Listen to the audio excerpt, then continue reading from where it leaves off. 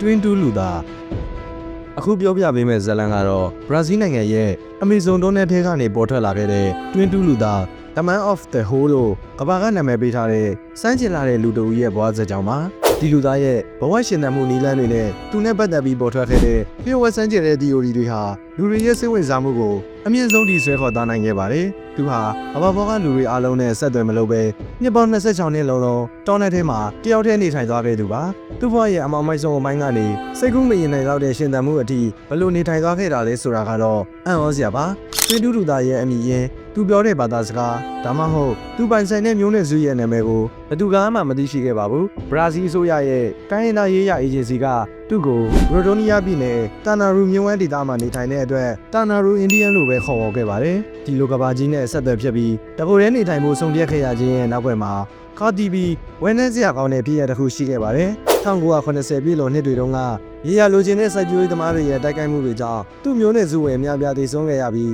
းအဆိုးဆုံးကတော့1995ခုနှစ်မှာတရားမဝင်တပ်ထုတူးဖော်သူတွေရဲ့တိုက်ခိုက်မှုတစ်ခုကြောင့်ကြန့်ရှိတဲ့မျိုးနဲ့စုဝင်6ဦးလုံးထပ်မံအသက်ဆုံးရှုံးခဲ့ရပါတယ်မျိုးနဲ့စုထဲမှာသူတယောက်တည်းသာကမ္ဘာပေါ်မှာကြံရစ်ခဲ့ရတဲ့အတွက်ကမ္ဘာပေါ်ကလူသားအလုံးအပေါ်ယုံကြည်မှုပြောက်ကွယ်သွားပြီးခွဲခြားနေထိုင်မှုရွေးချယ်ခဲ့တာဖြစ်ပါတယ်ဒီလိုမျိုးလူဖွဲ့စည်းကနေသူ့ကိုယ်သူလုံးဝခွဲထုတ်ပြလိုက်ခြင်းဟာအကြီးကျယ်မှုရဲ့အမြင့်ဆုံးအခြေအနေတစ်ခုဖြစ်တယ်လို့စိတ်ပိုင်းဆိုင်ရာအရာဘလောက်တောင်ခံစားခဲ့ရမလဲဆိုတာကိုတွေးကြည့်ရင်ကြောက်မက်စရာကောင်းလာပါတယ်သူ့ကိုတွင်းတူးလူသားလို့နာမည်ပေးရခြင်းရဲ့အဓိကအကြောင်းရင်းကတော့သူနေထိုင်ခဲ့တဲ့တရွက်အိမ်ငယ်စားအိမ်လောက်မှာထူးထူးခြားခြားတွေ့ရတဲ့တွင်းတွေကြောင့်ပါဒီတွင်းတွေဟာအနက်1.8 မီတာ6ပေခန့်ရှိပြီးအတော်လေးကြီးမြောင်းပါတယ်ဒီလိုတွင်းတွေဒူးထားရတဲ့ရည်ရွယ်ချက်ကိုအတိအကျမသိရှိရသေးတာဟာဒီလူသားရဲ့ဘဝရဲ့အကြီးမားဆုံးနှိုးဝှက်ချက်တစ်ခုဖြစ်ပါတယ်သူတွေဒီတွေကဒီတွင်းတွေဟာတားကောင်တွေကိုဖမ်းဆီးဖို့ထောင်ချောက်တွေရန်သူတွေဒါမှမဟုတ်တာရဲဒရိစံတွေရဲ့အနေရကနေပုံရှောင်မှုနေရာတွေဒါမှမဟုတ်သူ့ရဲ့ဆုံးရှုံးသွားတဲ့မျိုးနွယ်စုရဲ့ဝိညာဉ်ရေးရသဘောဆောင်တဲ့ထုံနှန်းစင်လာသင်္ကေတများအဖြစ်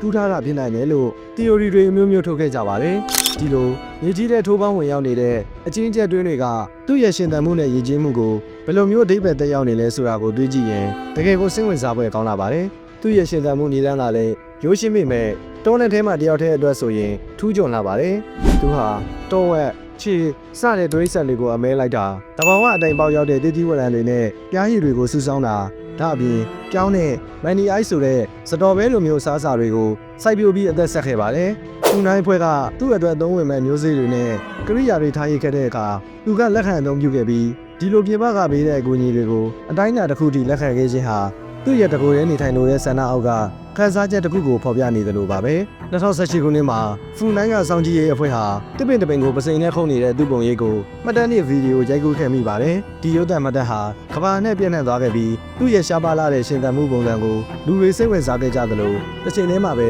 သူ့ရဲ့လုံခြုံရေးအတွက်ကြီးမားတဲ့ချိန်ချောက်မှုတွေကိုလည်းတတိပေးခဲ့ပါတယ်။ဘာကြောင့်လဲဆိုတော့2009ခုနှစ်တုန်းကတနက်ခိုင်ထားတဲ့ချိန်ရှင်တွေလို့ယူဆရသူတွေရဲ့တိုက်ခိုက်မှုတစ်ခုကနေတီတီလေးလွတ်မြောက်ခဲ့ပူပါတယ်။အဲဒီတုန်းကဖူနိုင်းရဲ့စောင့်ကြည့်ရေးစခန်းကိုပါဖျက်ဆီးခံရပြီးတိုက်ခိုက်သူတွေခြံထားရေးခဲ့တဲ့သနက်ကြီးကုန်တွေကဒီလူသားဟာရာဇဝတ်မှုကျူးလွန်သူတွေရဲ့ပြစ်မှတ်ဖြစ်နေစေဆိုတာကိုထင်ရှားစေခဲ့ပါတယ်။ဖူနိုင်းဟာသူ့ရဲ့လုံခြုံရေးနယ်မြေကိုတတ်မှတ်ပြီးတင်းတင်းကျပ်ကျပ်စောင့်ကြည့်ပေးခဲ့ရပါတယ်။2022ခုနှစ်ဩဂုတ်လ23ရက်နေ့မှာဖူနိုင်းရရှိတွေဟာသူနေထိုင်ရသည့်ရွက်အိမ်ကြီးကပခက်ထဲမှာပဲငြိမ်သက်စွာတည်ဆုံးနေတဲ့သူ့ရဲ့ခန္ဓာကိုယ်ကိုတွေ့ရှိခဲ့ရပါတယ်။သူ့ခန္ဓာကိုယ်ပေါ်မှာနှာအမွှေးတောင်တွေကိုစုပုံခြုံထားခဲ့တာဟာသူ့ဒေတီတွေကိုအံ့အားသင့်စေခဲ့ပြီးဒါဟာသူတည်ဆုံးမဲ့အချိန်ကိုကြိုတင်သိရှိပြီးကိုယ့်ဘာသာကိုပြင်ဆင်ထားခဲ့တဲ့အပြုအမူဖြစ်နိုင်တယ်လို့ယူဆကြပါတယ်။သူ့ခန္ဓာကိုယ်မှာအကြမ်းဖက်ခံရတဲ့လက္ခဏာတစုံတရာမတွေ့ရတဲ့အတွက်အသက်60ခန့်မှာသဘာဝအတိုင်းကွယ်လွန်ခဲ့တာဖြစ်နိုင်တယ်လို့ကောက်ချက်ချခဲ့ပါတယ်။ဒီလူသားရဲ့တည်ဆုံးမှုဟာသူ့ရဲ့မျိုးနွယ်စုလုံးဝမျိုးသွင်းသွားခြင်းကိုပြသလိုက်တဲ့တမိုင်းဝင်ဖြစ်ပျက်တစ်ခုဖြစ်ပါတယ်။သူတည်ဆုံးသွားပြီးမကြာခင်မှာပဲနေသမားတွေ